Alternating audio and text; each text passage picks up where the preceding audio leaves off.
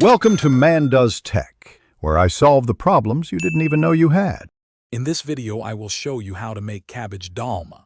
First, select a large, firm cabbage weighing around 2 to 3 pounds. Carefully remove the core, then boil the entire head for 10 to 15 minutes until the outer leaves become pliable. Once cooled slightly, gently peel off each softened leaf, making sure to trim any tough, thick veins. This preparation ensures your leaves are perfect for rolling. Next, let's create the delicious filling. In a large bowl, combine 1 pound of ground meat, 1 cup of uncooked rice, and 1 finely chopped onion. Stir in 2 tablespoons of rich tomato paste, along with a generous handful of fresh parsley and dill. Season this mixture with salt, black pepper, and a tiny pinch of red pepper flakes for a subtle kick. Mix everything thoroughly until well combined. Now for the fun part, rolling the dolmas.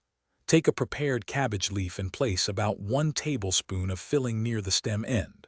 Fold in the sides of the leaf over the filling, then roll it up tightly from the bottom towards the top.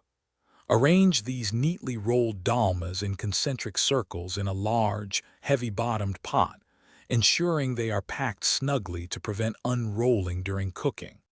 Finally, it's time to cook your delicious dolmas. In a separate bowl, whisk together 2 tablespoons of tomato paste, the juice of 1 lemon, and about 4 cups of water to create a flavorful cooking liquid. Pour this sauce over the dolmas in the pot, ensuring they are just covered.